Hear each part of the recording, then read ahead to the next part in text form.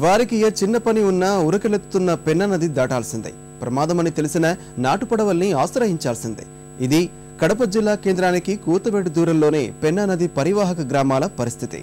పాలకుల నిర్లక్ష్యం, అధికారుల అలసత్వంతో దశాబ్దాల క్రితం వంతెన కోసం వేసిన పునాది రాళ్లు హామీలకే పరిమితమయ్యాయి.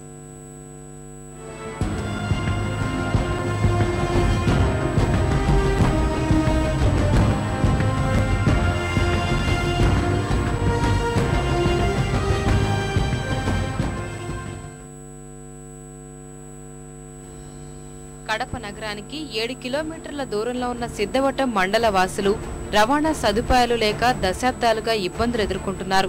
మాచుపల్లె వద్ద పెన్నా నది దాటేందుకు నాటు పడవలో ఆశ్రయిస్తుండటం వల్ల ప్రమాదపు టంచులోకి వెళ్తున్నారు. పెన్నాకు ఆవళి ఒడ్డున ఉన్న 7 గ్రామాల వాసులు కడపకు వెళ్లాలంటే ఈ ఏరు దాటాల్సిందే, లేదంటే చుట్టూ 35 కిలోమీటర్లు పయనించాలి. అందుకే నిత్యం విద్యార్థులు, మహిళలు, వ్యాపారస్తులు ప్రమాదకర పరిస్థితుల్లోనూ నాటు పడవల్నే ఆశ్రయిస్తుంటారు.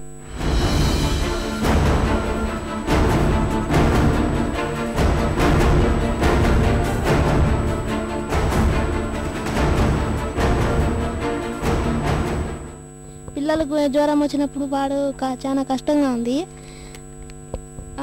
మామూలు ఎక్కువ నీళ్లు కానంటే ఇంకా అక్కడికి పోవాలి, చాలా కష్టంగా ఉంది. సిద్ధవటం మండలం తిరుక్కొని పోవాలంటే చాలా లేట్ అవుతుంది. పెన్నా నది వాటర్ వచ్చే వలన మాకు చాలా ఇబ్బందిగా ఉంది. ప్రజలకి ఈ బాలిలో రావాలంటే చాలా ఇబ్బందికరంగా ఉంది. బ్రిడ్జి సిద్ధవటం కాడ ఉంది, కానీ మాకు చాలా దూరం అవుతుంది. హాస్పిటల్కి అందుకు పిల్లలు తీసుకుపోవాలంటే చాలా టైం అవుతుంది. కడప పేదలకు 1:30 అవుతుంది. కాలేజ్ వచ్చేసి 8 గంటలకి, తిరుక్కొని పోవాలంటే 8, 9, 10 దాకా పడుతుంది. 8 గంటలకే కాలేజ్, మళ్ళీ రావాలన్నా కూడా చాలా కష్టం. ఈ గ్రామాల ప్రజల కష్టాలు తీర్చేందుకు అప్పటి ముఖ్యమంత్రి ఎన్టీ రామారావు వంతెనకు శంకుస్థాపన చేశారు. 10 కోట్ల వ్యయంతో నిర్మాణ పనులు మొదలు పెట్టాల్సి ఉండగా పాలకుల నిర్లక్ష్యంతో ఒక్క అడుగైనా ముందుకు సాగలేదు. ప్రస్తుతం వంతెన పనుల అంచనాలు భారీగా పెరగటం వల్ల అధికారులు చేతులెత్తేశారు. ఆటోలు ఇక్కడంటే మేము తొందరగా ఏదైనా అర్జెంట్ పని కడప మీద రావాలంటే బ్యారేజ్ మీద వచ్చిపోతా ఉంటాం. లాంటి తిరుక్కోవాలంటే సుమారుగా టైం పడుతుంది అనేది ఇటు వస్తుంటాం సార్. భయం అనిపించేది అసలు సార్, అర్జెంటుగా కడవాలా రావాలి సార్.